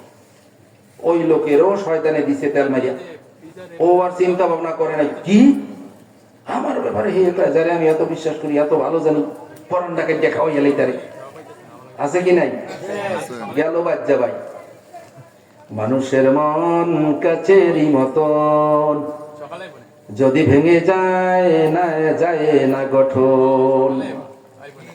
কাজ ভাঙলে জোড়া লাগে। মানুষের মনটা এমন একটা জিনিস, একবার যদি ব্যথা পায়, দুঃখ লাগে, ওটা কিন্তু ভাই যতই কথাবার্তা হয় ওটা খুব একটা মিশতে চায় কম, মনের কষ্টটা থাকে, তাই না? উপরে সালাম কালাম সবই হয়, কিন্তু মনের ওই কষ্টটা কিন্তু থেকে যায় না? এই গীবত শিকায়েত পরনিন্দা চকলখড়ি করা যাবে না। আর গীবত শিকায়েত করলে কি হয় জানেন? হাসরের ময়দানে যখন আমলনামা দেওয়া হবে, কিছু কিছু মানুষ আমলনামা দেখে আল্লাহ পাককে বলবেন, রব্বুল আলামিন এই আমলনামাটা আমার না ভুলে মনে হয় আসছে। কয়টা আবার কোন কথা ভুলে গেল? ভুল তো আল্লাহ কি ভুল হয়? তো আমার আমলনামার ভিতরে এই নেকি ছিল, আমি অমুক এই কাম করছি, ভালো কাম করছি। কথা বুঝতেছেন? অমুক মাহফিলের জন্য 10,000 টাকা দিছি, 20,000 টাকা দিছি, অমুক মসজিদের জন্য সিমেন্ট দিছি 50 বস্তা, এগুলো তো একটাও না। বুঝেন কথা? হাদিস শরীফের ভিতরে লেখছে আইনাল হাসানাতি কাযা ওয়া কাযা। এটা ভুল হইছে, আমার অমুক অমুক আমল নাই, আমি এই কাম করছি এগুলো নাই। আল্লাহ রাব্বুল আলামিন সেই হাসরের ময়দানে জবাব দিবে, বান্দারে আমার, তাহলে শোন, তোর আমলনামার ভিতরে এগুলা ঠিকই ছিল, তুই মানুষের গীবত করেছস, শিকায়েত করেছস, পরনিন্দা চকলখড়ি পেছ লাগায় দিছস, যে কারণে তোর এই আমলনামাগুলা অটো ট্রান্সফার হইয়া, তোর এই নেকিগুলা ট্রান্সফার হইয়া যার গীবত করছো ওর আমলনামায় চলে গেছে। না, নাউযুবিল্লাহ কোন, কারণ আল্লাহ আমাদের এখান থেকে বাঁচায় রাখুক। এটা কি ভালো? এই শীতের রাতে ফজরের সময় কষ্ট করিয়া ফজরের নামাজ পড়লাম, কত ঠান্ডার মধ্যে, রমজান মাসে না খাইয়া চৈত্র মাসে রোদের মধ্যে 30টা রোজা রাখা কত কষ্ট করছি, তাই না? নিজে কষ্ট করে ভালোটা না খাইয়া ওখান থেকে কিছু টাকা দান খয়রাত করছি, এরকম করিয়া তো নেকি করতে হয়। এই কষ্টের নেকিগুলো আরেকজনের গীবত করছি, অটো তার আমলনামায় ট্রান্সফার। আর অটো যে ট্রান্সফার হয় এটা বোঝা বর্তমান জামানায় খুব সহজ না? আপনার এই মোবাইলের থেকে আমেরিকা আপনার ছেলে থাকে, এখান থেকে পাঠাই দিলেন কাগজটা, জমির দলিল পাঠাই দিছেন, জমির দলিল। ছেলেও ভোটার আইডি করবে, এখন জমির কাগজ চাই না। আমাদের বিদেশে হয়তো লাগবে না, আমাদের দেশে তো লাগে। আপনি যদি ঢাকা যাই, আপনার ছেলে যদি ওই দেশের ভোটার, ঢাকায় যদি ভোটার হইতে চায়, ওই আপনি একবার জমির কাগজ চাইবে, লাগে না? মোবাইলের ভিতরে টিপ দিয়ে দিচ্ছেন, আমেরিকা চলে গেছে। যায় কি যায় না? আপনার মোবাইলের ওইগুলো সব ওই মোবাইলে চলে যাবে, পাশাপাশি রাখলেই। একটা মোবাইলের থেকে একটা মোবাইলে যদি ট্রান্সফার হইতে পারে, তাহলে নেকি যাইতে পারে না? ও ভাই, এই কষ্ট করে নেকামল করলেন আর যার গীবত করলেন, চলে যাচ্ছে ট্রান্সফার হইয়া ওনার আমল হয়। চিন্তা করছেন? হযরত ইমাম আবু হানিফা আলাইহি রাহমাহ একদিন এক লোকের বাড়িতে তার লোক দিয়ে কিছু মিষ্টি বা কিছু মিষ্টান্ন জাতীয় দ্রব্য পাঠাইলো। ইমাম আবু হানিফা রাহমাতুল্লাহ আলাইহি পাঠাইছে, কিছু হাদিয়া পাঠাইছে, মিষ্টি জাতীয় খাবার পাঠাইছে এক লোকের বাড়িতে। ওই লোকে তো দেখে কি এটা, তো এটা ইমাম আবু হানিফা রাহমাতুল্লাহ হুজুর পাঠাইছে, ওনার আমি বদনাম করি, গীবত করি, উনি আমার জন্য পাঠাইলো এটা, ঘটনা কি? ওনার তো আমি গীবত করি, বদনাম করি, কই এই জন্যই তো পাঠাইছে। আমার কথা কি বুঝতেছেন? এই জন্যই তো পাঠাইছে হুজুর। তার মানে আপনি হুজুরের গীবত করতেছেন, হুজুরের তো লাভ হইতেছে। আপনার যে নেকি, ওই নেকি গুলা ট্রান্সফার হইয়া হুজুরের আমলনামায় চলে যেতেছে, তাহলে হুজুরের লাভ হইতেছে না? যে কারণে হুজুরে কিছু হাদিয়া, মিষ্টান্ন, মিষ্টি টিষ্টি এগুলো আপনার জন্য পাঠাইছে। আল্লাহু আকবার। চিন্তাটা করছেন? আজকে নামাজ পড়ে নামাজি মানুষ, গীবত থেকে মুক্ত না। সবাই কথা না ভাই, অধিকাংশ আছে কি নাই গীবত।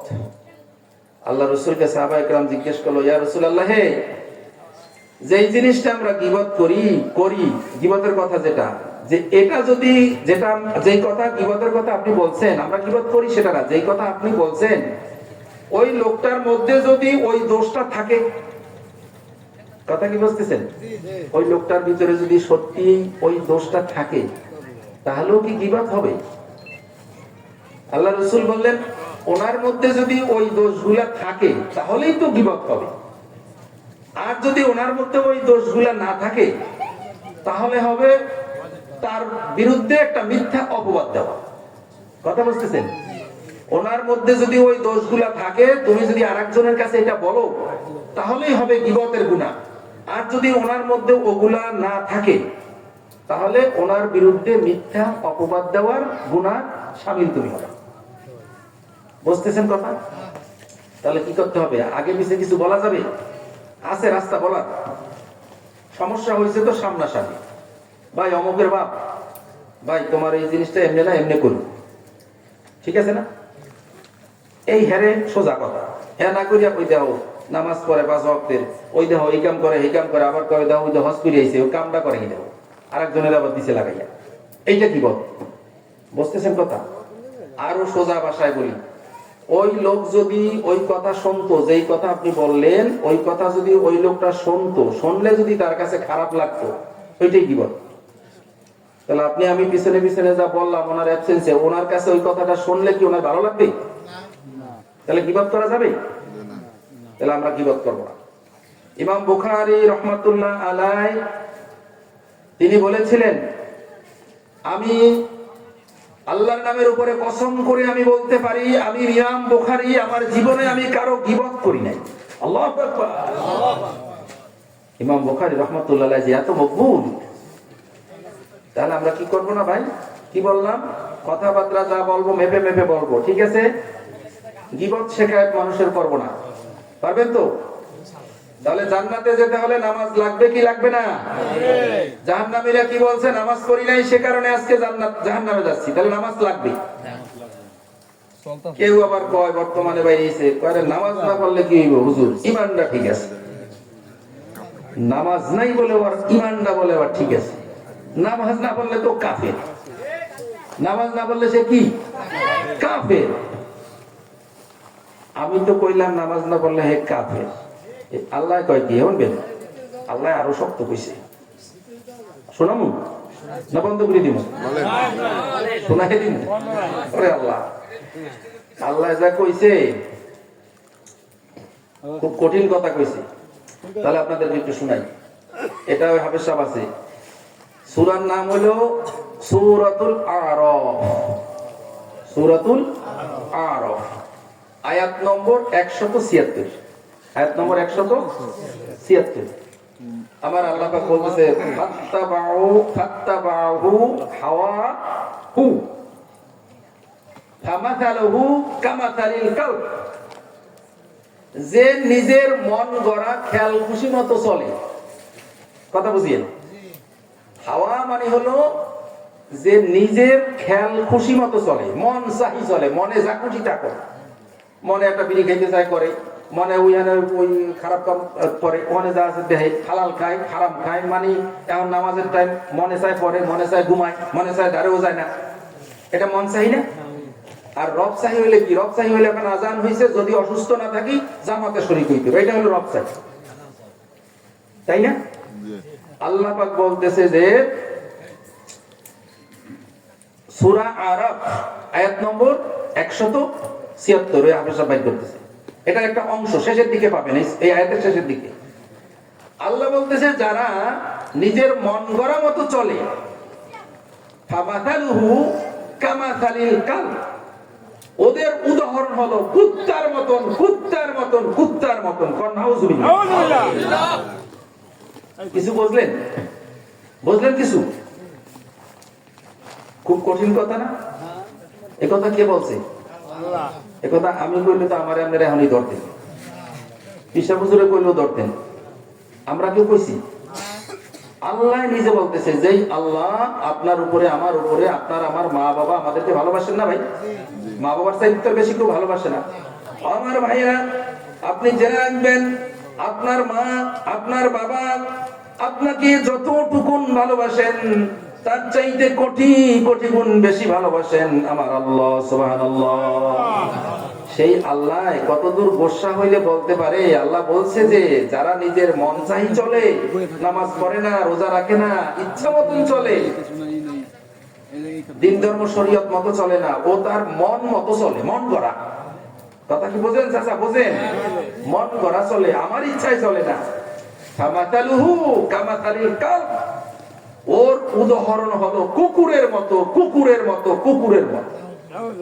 নাউযুবিল্লাহ। এখানে তো বললো এইটা, এই সূরা, কোন সূরার নাম কি বলছিলাম? আয়াত নম্বর কত বলছি? 176। পাইছেন না 76? এখন আবার বের করেন ওই 76 এর পরে 179 নম্বর আয়াতে কি বলতেছে? 179। সেই 179 নম্বর আয়াতুল কারিমার ভিতরে আল্লাহ পাক বলতেছে, আমি জিন এবং মানুষ, অনেক মানুষ আছে, অনেক জিন আছে যাদেরকে আমি জাহান্নাম পুরো করব, তাদেরকে নিয়ে তাদেরকে আমি কলব দিছি, অন্ধকরণ দিছি। এই অন্তকরণ আমি দিছি, কিন্তু এই অন্তর দিলাম ভাবার জন্য, বোঝার জন্য, চিন্তার জন্য, কিন্তু ও ভাবে নাই, বোঝে নাই। জমি কিনতে হইবে, পাশের জমি এলাকায় জমি বেচে দিছে, ওইটার ভাবনা কিন্তু ভালোই বলছে। ওইটারে নিয়ে 6 দিন যাবত 9 দিন যাবত ঘুম নাই। ঠিক না ঠিক? ঘুমের পরই ট্যাবলেট টুবলেট খাইও ঘুমে ধরে না, কারণ জমি হইলে ওইটা রাখতে হইবে। বউ কয় তুমি বুড়া মানুষ, কয়দিন পর মরিয়া যাইবা, তোমার এই এলিয়া তো চিন্তা কি? কয় তুই বুঝবি না কিছু, ওটা হইলে আমার দরকার।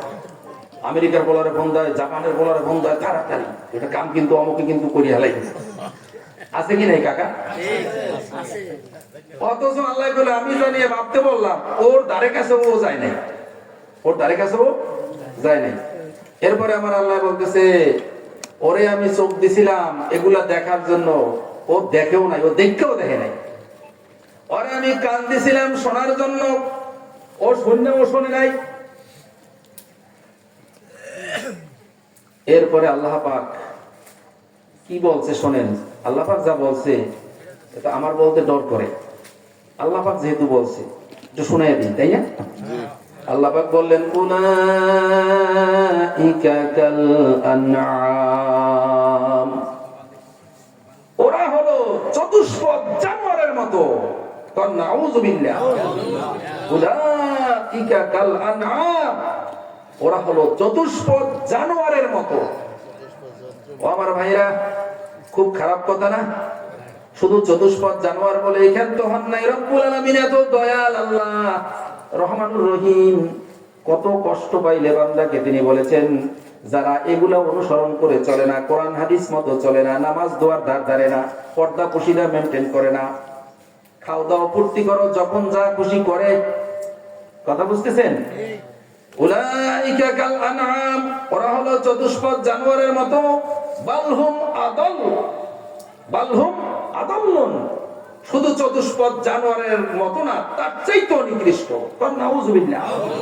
তারপরে বলছেন, উলাইকা হুমুল গাফিলুন, আরো শোনো, ওরা হচ্ছে গাফেল, ওরা হচ্ছে উদাসীন। ও জমিটা ছুটে যায়, সেটা নিয়ে 9 দিন 6 দিন যাবত আর ঘুম নাই, কিন্তু ও যে জাহান্নামের দিকে যাচ্ছে ওই ব্যাপারে ওর কোনো টনক নড়ে নাই, ও গাফেল। আমার ভাইরা,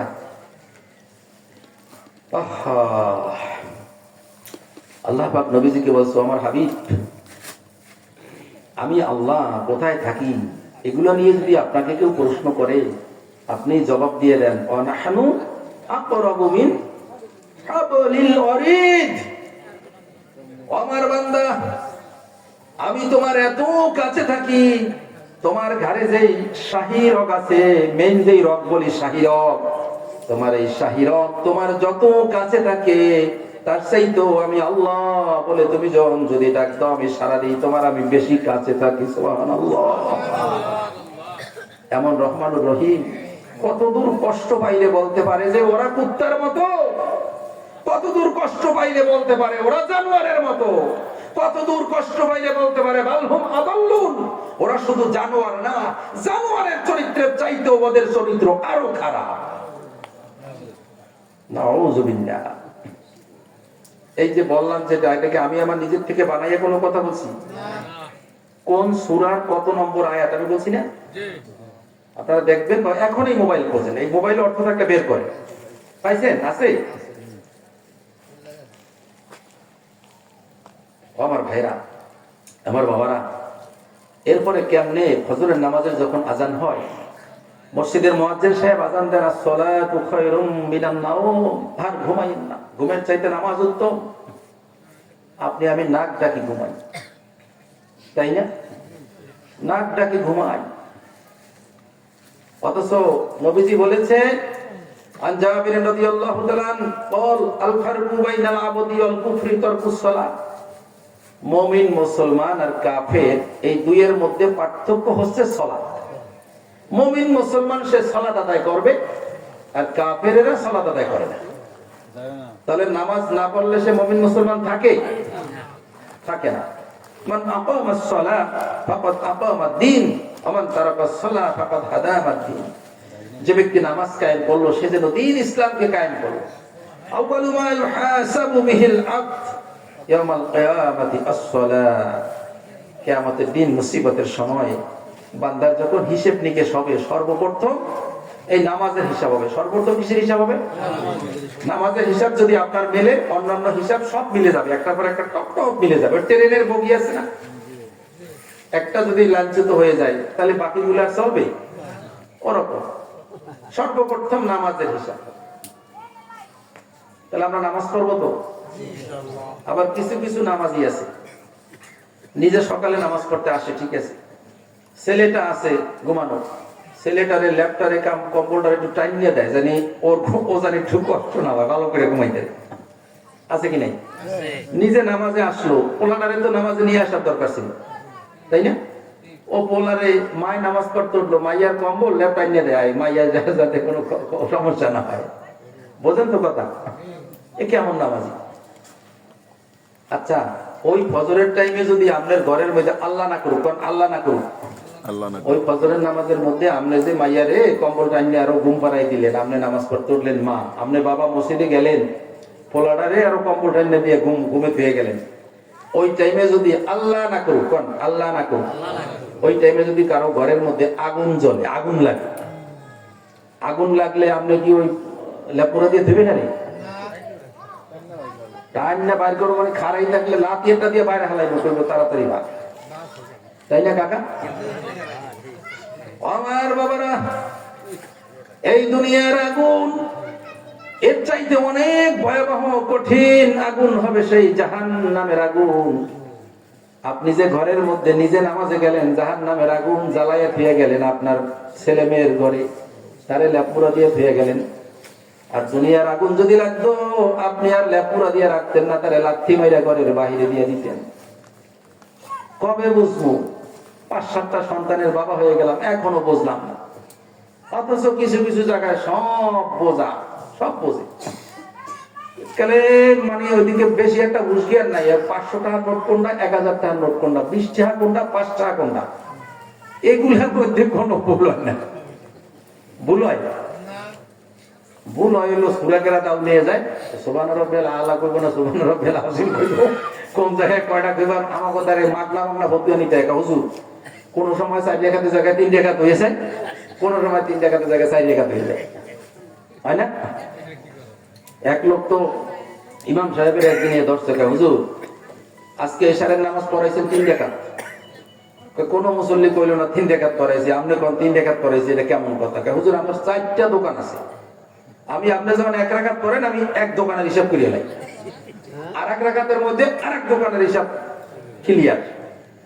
আজকে আপনি সালাম ফিরেছেন, আমার দোকানের হিসাব হয়েছে মাত্র 3টা, একটা দোকানের হিসাব করতে গেলে আপনি সালাম ফিরিয়ে লেছেন, তার মানে কোরবান তো মিলে গেছে, নামাজ একটু ভুল হয়েছে। কথা বুঝতেছেন? এই রকমের নামাজ যদি আমাদের হয়, যেই নামাজে দুনিয়ায় খারাপ কাজ একদম ফিরেই চাললো না, যেই জাতের নামাজে, মানে টুডা ফাটা নামাজ, চুডা ফাটা নামাজ, রুকু সেজদা কি করে, কি ঠুডুর ফাডুর মনে মনে আর্মির প্যারট করে। ওই নামাজে কি ওই রকমের নামাজ পড়লে জাহান্নামের আগুন থেকে ফিরাইতে পারবে? নামাজ পড়বেন ধীরে সুস্থে, দেখবেন মক্কা মদিনায় নামাজ পড়ে, দেখছেন তো, ধীরে সুস্থে সময় দিয়ে নামাজ পড়ে। আমার ভাইরা, রাত তো অনেক হয়ে গেল, মনে হয় এখন বন্ধ করে দিই। অনেক রাত হয়ে গেছে, অনেক রাত হয়ে গেছে। যাক, দেখুন ভাই, বুড়া চাচাদের কষ্ট হচ্ছে না, বন্ধ করে দিই।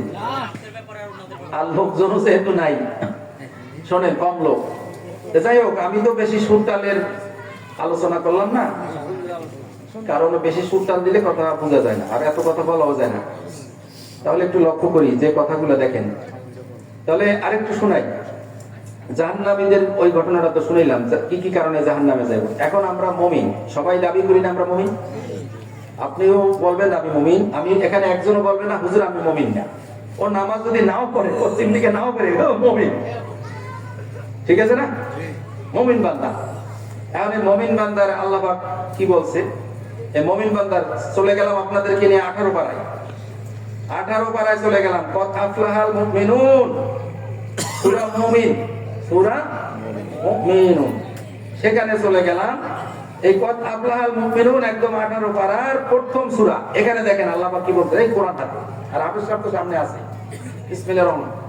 কদ আফলাহাল মুমিনুন الذين هم في صلاتهم خاشعون والذين هم عن اللغو معرضون والذين هم للزكاة فاعلون والذين هم لفروجهم حافظون। আরো আছে আয়াত এখানে সামনে আল্লাহ পাক বলতেছে, শোনো মুমিনেরা সফল কাম। কোন সুবহানাল্লাহ? মুমিনেরা সফল কাম। এখন মুমিন কারা? খালি নামে মুমিন না কামে মুমিন, এটা দেখতে হইব না। এরপরে আল্লাহ বলতেছে এখন মুমিন কারা, তাদের একটু পরিচয় নাও। মুমিন কারা, কারা সফল কাম। এইগুলোর মধ্যে যদি আমরা থাকি আমরা সফল কাম, আর এই কটার মধ্যে যদি আমরা না থাকি তাহলে বরবাদ। একটু মিলাই নিয়েন, যার যার লাগে মিলাই। প্রথমে বলতেছে মুমিনেরা সফল কাম। এই মুমিন কারা, মুমিনের চরিত্র কি? আমার আল্লাহ বলতেছেন আল্লাযীনা হুম ফি সালাতিহিম খাশিউন, যারা বিনয়, নম্র, ভদ্র, ধীর, স্থিরভাবে সময় দিয়া নামাজ আদায় করে। মানে টুটকি ফুটকি নামাজ না, ওই আগে যেটা বললাম কবুতরে আদার খাওয়ার মতো না, টাকুর টুকুর না, ধীরে সুস্থে সময় দিয়া যারা নামাজ আদায় করে, এই পাইলেন মুমিন, সিফাত একটা মুমিনের। আল্লাযীনা হুম আনিল লাগwi মুরিদুন, যারা অহেতুক, এইটা একটু বেশি আমাদের ভিতর লক্ষ্য করি, যারা অহেতুক বেহুদা কথাবার্তা বলে, অহেতুক বেহুদা কথাবার্তা, অহেতুক। আল্লাযীনা হুম আনিল লাগwi মুরিদুন, একটা হলো যারা নামাজ যথারীতি ধীরে সুস্থে আদায় করে। আল্লাযীনা হুম আনিল লাগwi মুরিদুন, যারা কি করে বেহুদা কথাবার্তা বলা থেকে নিজেকে হেফাজত রাখে, নিজেকে বেহুদা কথাবার্তা বলা থেকে হেফাজত রাখে। এখন বেহুদা কথাবার্তা বলার মানুষ কি কম না বেশি? তাহলে বেহুদা অহেতুক ফালতু কথাবার্তা বলা যাবে? যাবে না। আপনি যদি মুমিন হন তাহলে চায়ের দোকানে বইয়া ওই আলতু ফালতু এই গল্প এগুলা আজকে থেকে বলা বন্ধ। আমার কথা কি একমত? বুঝতেছেন? আমি কি আপনাদেরকে কষ্ট দিতেছি? তাহলে অহেতুক অনর্থক কথাবার্তা থেকে যারা বিরত থাকে। আর একটু আগে তো বললাম এই যে যা কিছু বলবেন সব কিন্তু রেকর্ড হয়। হাসরের ময়দানে যদি আপনার এই রেকর্ডটা ছেড়ে দেয়, যেমন আমার ভাই রেকর্ড করতেছে, এখানে কি আলোচনা হলো ওই রেকর্ডের মধ্যে সব পাওয়া যাবে না? হাসরের ময়দানে যদি আপনার আমার এই আমলনামা কি করছি না করছি সব যদি ছাইড়া দেয় হাসরের ময়দানে সবার সামনে, তো কি অবস্থা হবে? খুব খারাপ না? তাহলে অনর্থক কথাবার্তা বলবেন না, এই গেল 2 নম্বর। 3 নম্বরে কি? আল্লাযীনা হুম লিয-যাকাতি ফাঈলুন, যাদের উপরে যেই জাকাতগুলা ফরজ হয়েছে জাকাতগুলা যথারীতি আদায় করে, জাকাতগুলা যথারীতি আদায় করে। আপনাদের ওখানে যাদের উপরে জাকাত ফরজ জাকাতগুলা হিসাব করে দিয়ে দিবেন, দিবেন তো? জাকাতগুলা হিসাব করে দিয়ে দিবেন। শোনেন, জাকাত ভিত্তিক অর্থনৈতিক ব্যবস্থা যদিও আমাদের দেশে চালু নাই, সৌদি আরবের মধ্যে আছে। চালু যদি থাকতো 10টা বছর যদি এই বাংলাদেশের মানুষও যদি যেভাবে যেই জাকাতগুলো হয় ঠিকঠাক মতো যদি জাকাত দিত, 10 বছরের পরে আমাদের দেশে জাকাত খাওয়ার মতন একটা গরিব মানুষও খুঁজে পাওয়া যেত। আপনি দেখেন, আমরা বিপদে পড়লে আমাদেরকে কিছু সাহায্য করে সৌদি আরব, ওদের ক্যাশ টাকা দেয় না, কিন্তু ওই জাকাতের টাকা দেয় আমাদের। ওই যে দেয় না আমাদের বন্যা টান্না হইলে কিছু টাকা পয়সা পাঠায় না, ওই জাকাতের টাকা দেয়, জাকাত ফান্ড থেকে। তাহলে শোনেন, খলিফা হযরত ওমর বিন আব্দুল আজিজ আলাইহি রহমাত জামানার একটা ঘটনা। মানুষও যে ঠিকঠাক মতো জাকাত দিচ্ছে, এখন জাকাত খাওয়ার মানুষ না। এক লোক জাকাতের সোনা চাঁদি নিয়ে, আগে তো রূপার টাকা ছিল না, স্বর্ণ চাঁদি নিয়ে একটা থলের মধ্যে করে ঘুরতেছে। ঘুরতে করতে করতে করতে এই জাকাত খাওয়ার মতো কেউ আসো, জাকাত খাওয়ার মতো কেউ আসো, একজনও সারা দেয় না, কারণ জাকাত খাওয়ার মতো ওই অভাব কারো নাই। কথা বুঝতেছেন? লোকটা তো মানে হয়রান হয়ে গেছে, কি একটা ঝামেলা না বললাম, জাকাতের মাল কেউ নিতেছে না, সবাই বড় লোক হয়ে গেছে, জাকাত খাওয়ার মতো কেউ নাই। পরে একটা ওই খেজুর গাছের নিচে একটু বিশ্রাম নিছে, একটু টায়ার্ড হয়ে গেছে, একটু খেজুর গাছের নিচে একটু ঘুমাই টুমাইয়া, এখন অনেক দূরের থেকে আর একজন আবার থৈলের মধ্যে ওই মাল ছাগলা জাকাতের টাকা পয়সা চান্দি টান্দি রূপা নিয়ে করতেছে। মক্কেল একটা পাওয়া গেছে, ওই যে খেজুর গাছের নিচে দেখি গরিব মনে হয় অনেক দেওয়া যাবে, বুঝতেছেন? দাঁড়ে গেছে, যাইয়া হারে উঠেছে, হারে যে কয় যে কিছু জাকাতের মাল ছাগলা আছে আমার কাছে, আজকে 3 দিন যাবত এই দৌড়াদৌড়ির মধ্যে আসি, কেউ পাই না, তো তোমার একটু দেখলে মনে হয় একটু গরিব খারাপ, কাপড় চোপড় একটু ময়লা কাঁচা, আমার এই সম্পদ গুলো নিয়ে আমার একটু দায় মুক্তি করো।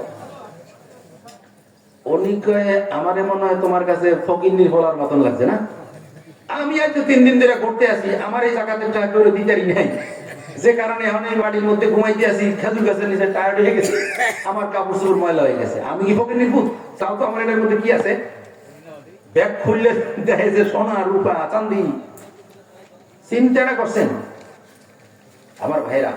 তাহলে জাকাতি ফাইলুন মানে যথারীতি জাকাত আদায় করে। আমাদের দেশেও যদি ঠিক মতো জাকাত এটা তো আদায় করার দরকার রাষ্ট্রের পক্ষ থেকে, যদি সেরকম সিস্টেম আমাদের দেশে তো নাই, থাকলে 12 বছরে 10 বছর খাইলে 12 বছর পরে আমাদের দেশে জাকাত খাইবো, ওই মানুষ পাওয়া যেত না। আবার আমাদের দেশের মানুষের চরিত্র একটু ভিন্ন, পাওয়া যাইতেও পারে, সেটা ভিন্ন কথা। আমরা সৌদি আরবে তো আল্লাহ পাক নিছে, আপনারাও গেছেন অনেকে, বিভিন্ন দেশের মানুষ সেখানে কাজ কাম করে না, আকাম কুকাম যা ঘটায়, আলহামদুলিল্লাহ আমরা এককালে 1 নম্বরে আছি। সেই আকাম কুকাম যে দেশে যাইবে ব্যাখ্যা নেই, বাঙালি জেনেছে সব জায়গায় চালা। ও ভাই, কথা আফসোস লাগে, আল্লাহ পাক আমাদেরকে এত নেয়ামত দিলেন, এত নেয়ামত দিচ্ছেন, কিন্তু আমাদের ক্যারেক্টারটা ঠিক নেই, বুঝতেছেন? যাক, আল্লাযীনা হুম লিযাকাতি ফাইলুন, যাকাতের কথা বললাম। আল্লাযীনা হুম লিফুরুজিহিম হাফিজুন, যারা নিজেদের লজ্জাস্থান হেফাজত করে, লজ্জাস্থান হেফাজত করে। ইল্লা আলা আজওয়াজিহিম ওয়া মা মালাকাত আইমানুহুম ফাইন্নাহুম গায়রু মালুমিন, বৈধ পন্থায় যেটা যৌনাচার, মানে নিজের স্ত্রী, দাসদাসী প্রথা আছে বৈধ, আগে ছিল, এখন তো নাই। এই কোরআনের আয়াত ধরে আবার বর্তমানে সেই কাজের বেরিয়ে এই আয়াতের মধ্যে নিয়ে আসবে না যে দাসদাসী জায়েজ ছিল, আমার ঘরের কাজের বেরিয়ে আমার লেগে বৈধ। কোন নাউযুবিল্লাহ, এই 1400 বছর আগের হেঁটে কি এখানে দাসদাসী আছে এখন আমাদের দেশে? ওইটার এখানে খাটাই দিলে পারবে না। যাক, তারপরে বলতেছে আল্লাযীনা হুম লিআমানাতিহিম ওয়া আহদিহিম রাউন, যারা আমানত যথারীতি ফেরত দেয়। আমানতের খেয়ানত করা কি মুনাফিকের আলামত, তাই না? আমানতের খেয়ানত কি মুনাফিকের আলামত। তাহলে আমানতের যথারীতি রক্ষা করে। আরেকটা বলছে ওয়াদা করলে ওয়াদা রক্ষা করে, ওয়াদা রক্ষা না করলেও কি মুনাফিকের আলামত না? ওয়াইদা ওয়াদা আখলাফা ওয়াইদা উতুমিনা খানা ইদা হাদ্দাথা কাযাবা, মিথ্যা বলে কথায় কথায়, আমানতের খেয়ানত করে, ওয়াদা করলে কি করে? খেলাপ করে। এগুলা কি মুনাফিকের আলামত। আল্লাহ রাসূল বলতে, তাহলে শোনো, আরেকটু শোনো, এই 3টা তো মুনাফিকের আলামত। ওয়াইদা খাসামা ফাজারা, কথাবার্তা বাজলে মানে ঝগড়াঝাড়ি বাজলে গালাগালি শুরু করে দেয়। এইটা যদি দেখো তাহলে বুঝবা যে ওর টাটকা মুনাফিক, ওর ভিতরে আর কোনো সন্দেহ নেই। আছে কি নেই? ঝগড়ায় যখন আপনার এই কথায় যুক্তিতে যখন হারাইতে পারে না, সম্মানী মানুষ হারাইতে যখন পারে না, তখন ওরে মানে গালাগালি শুরু করে দেয়। প্রয়োজনে পারলে ল্যাংটা হয়ে দিব তার সামনে, মানে ওরে হারানোর জন্য। কারণ সম্মানী মানুষ তো আর মানে থাকবে না, ও দৌড়িয়ে ঘরে ঢুকবো। আছে কি নাই ভাই? এখানে আরো অনেক কথা আছে, সময় অনেক, আমরা শেষ করে দিচ্ছি। ওয়াদা দিয়ে ওয়াদা খেলাপ যারা করে না, যারা ওয়াদা রক্ষা করে